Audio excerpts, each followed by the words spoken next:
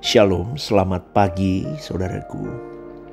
Hari ini kita masuk di dalam momen Jumat Agung. Momen di mana kita mengingat penderitaan pribadi Tuhan Yesus. Yang di mana kita bisa melihat bahwa ada sesosok pribadi yang penuh kasih kepada manusia, yang memikirkan jiwa-jiwa, yang memikirkan kehidupanmu dan kehidupanku di kekekalan. Kita juga belajar dari pribadi Tuhan Yesus adalah satu sosok yang taat kepada kehendak Bapanya, yang tidak mementingkan dirinya tetapi lebih mementingkan kepentingan Bapa dan kerajaan Bapanya. Itu satu hal yang luar biasa yang saya ambil di dalam momen Jumat Agung ini, saudaraku. Maka pada kesempatan pagi hari ini mestinya saudaraku, ketika kita mengingat momen Jumat Agung ini, kita mulai benar-benar mengambil keputusan di dalam hidup kita. Kita mau memilih isi-isi dari kehidupan kita. Adakah setiap isi ini yang kita pilih ini menyenangkan Tuhan atau tidak? Di dalam kehendak bebas yang Allah berikan kepada kita, saudaraku, kita diberi kebebasan untuk memilih sebetulnya seberapa banyak berkat yang kita mau raih. Allah membuka gudang kekayaannya setiap hari. Darah Yesus melayakkan kita untuk menghampiri Allah. Dan sekaligus anugerahnya membuka pintu gudang kekayaan Allah, di mana kita bisa meraih sebanyak-banyaknya berkat yang Allah sediakan untuk engkau dan saya setiap hari. Walau memang ada batasnya. Kedewasaan rohani kita, kekayaan rohani yang kita miliki, pada akhirnya adalah akumulasi dari pengumpulan hasil berkat-berkat rohani yang kita raih setiap hari bersama Tuhan. Itulah sebabnya firman Tuhan mengatakan di dalam Matius 6 ayat 19-21 berkata, kumpulkan harta di surga. Saudaraku, jelas ya di sini ya, kumpulkan harta di surga. Tapi ingat loh, iblis itu licik. Dia menipu banyak orang dengan mengajarkan bahwa menunda itu bukan suatu bahaya. Menunda itu bukan suatu pemberontakan.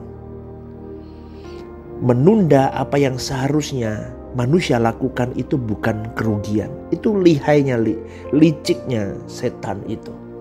Dan itulah yang dilakukan oleh hampir semua orang. Menunda. Banyak orang terbiasa berpikir bahwa masalah rohani bisa ditunda. Sedangkan untuk kesenangan diri, kesenangan daging, untuk kepuasan, tidak boleh terlewatkan, apalagi ditunda. Itu yang kita lihat loh, gambaran realistisnya kehidupan manusia. Dan itu faktual. Orang bisa berkata mumpung masih muda, mumpung masih bisa menikmati ini dan itu, mumpung masih hidup. Jadi filosofinya seperti binatang, saudaraku. Mari kita makan dan minum, sebab besok kita mati. Itu kan binatang begitu. Dan itu filosofi binatang itu dipakai ke manusia hari ini. Dan manusia hampir seluruhnya mengenakan filosofi binatang itu. Filosofi hewan. Dan irama hidup seperti itu masih melekat di dalam diri banyak orang. Mungkin juga di dalam dirimu dan diriku. Ayo coba renungkan. Coba hayati betapa berharganya Allah, betapa mulianya Allah, dan betapa berharga dan mulia berkat-berkat yang Allah sediakan. Ada kecerdasan rohani, kesucian, sifat-sifat karakter Allah yang mau Dia impartasikan kepada kita. Kesempatan-kesempatan kita untuk bisa jadi partner kerja Allah, menyelamatkan jiwa-jiwa. Itu berkat rohani, itu berkat kekal yang tidak mau kita ambil selama ini. Karena kita tidak mau mikirin jiwa-jiwa orang lain. Karena manusia itu egois. Yang penting aku nyaman, aku beres, sudah urusan yang lain tidak peduli. Seakan-akan seperti kita urusannya di dalam rumah. Di luar rumah, di luar pagar rumah, saya gak mau peduli ada apapun itu. Itu loh manusia egoisnya, saudaraku. Ingat loh, suatu hari nanti kalau kita pulang ke surga, kita tidak pulang menghadap Allah dengan tangan kosong. Tapi kita harus membawa jiwa-jiwa. Amin, saudaraku. Itulah adanya Jumat Agung. Itulah adanya kematian Yesus. Tujuannya adalah membawa sebanyak jiwa mungkin diselamatkan. Dan itu merajut kesenangan Bapaknya. Jadi bukan hanya orang-orang yang kita jadikan Kristen, tetapi orang-orang yang diubahkan untuk layak masuk ke dalam kerajaan Allah. Kita mau berjuang, saudaraku. Kita mau membawa banyak jiwa untuk bisa dilayakkan menjadi anggota keluarga kerajaan Allah. Dan itu bukan sesuatu yang mudah, yang bisa diraih dengan beberapa hari, beberapa minggu, beberapa bulan, beberapa tahun. Tidak cukup, saudaraku. Bahkan belasan puluhan tahun sampai mati aja kadang orang belum sampai di titik itu. Maka engkau dan saya harus sadar, kematian Tuhan biar tidak sia-sia. Kematian Tuhan Yesus tidak sia-sia. Perjuangan Bapa sampai menyembelih hati Bapa menyerahkan putra tunggalnya tidak sia-sia. Maka ingatlah itu, hayati Allahmu, hormati Dia. Kenali Dia, kenali hembusan nafasnya, kenali tetesan darahnya, kenali kasih-Nya. Supaya kita itu mencicipi Tuhan itu utuh. Saudaraku, tahu gak sih utuh itu gimana ya? Anda itu menghormati Tuhan itu benar gitu loh. Jadi Kristen yang benar. Kamu jadi Kristen cuma pulang pergi gereja, masukin persembahan, kau bayar perpuluhan, kau ikut ambil bagian pelayanan jadi WL, jadi asyar, jadi apa. Terus kau pikir kau sudah beres sama Tuhan. Belum, saudaraku. Karena untuk mencapai kelayakan menjadi anggota keluarga kerajaan Allah, itu harus mengumpulkan harta di surga. Artinya begini loh, saudaraku. Tuhan mau di mana hartamu ada, di situ hatimu berada. Maka ingat, hartamu harus di surga, maka hatimu di surga. Ketika kau buka mata pagi hari, kau harus taruh hatimu bahwa aku hidup untuk kerajaan Allah. Aku hanya mampir di bumi ini untuk menyelesaikan tugasku. Aku pasukan khusus Tuhan. Maka aku tidak boleh terdistrak dengan hal-hal lain selain tentang Allah, urusan Allah sama kerajaan Allah. Jadi kalau dunia mau mendistrakku, aku mulai singkirkan dunia. Itu loh, saudaraku. Dan apa tugasku? Tugasku adalah memberitakan kebenaran melalui hidupku, membawa banyak jiwa-jiwa sampai mengenal Tuhan dengan benar, dan menjadikan mereka menjadi kopasus-kopasus barunya Tuhan. Untuk bisa suatu hari nanti dibawa semua ke langit baru, bumi baru, memerintah di kerajaan Allah. Itu harta yang kita kumpulkan di surga. Satu jiwa itu harta yang berlimpah yang kita kumpulkan di surga. Tapi tidak banyak orang terobsesi mengumpulkan jiwa-jiwa untuk Tuhan. Sibuk aja ribut di gereja. Sibuk aja ribut ini, ribut itu, ribut yang benar ini, yang salah itu. Ribut jabatan, ribut banyak ribut di gereja. Itu kalau saya sampai ngomong, saya sampai jeleh lihatnya. Judek, saudaraku, dengar begitu. Bukan mikirin bagaimana kau bertumbuh hidup lebih baik. Ngomong yang gak perlu. Itu banyak loh kejadian di gereja-gereja. Itu fakta yang saya lihat, saudaraku.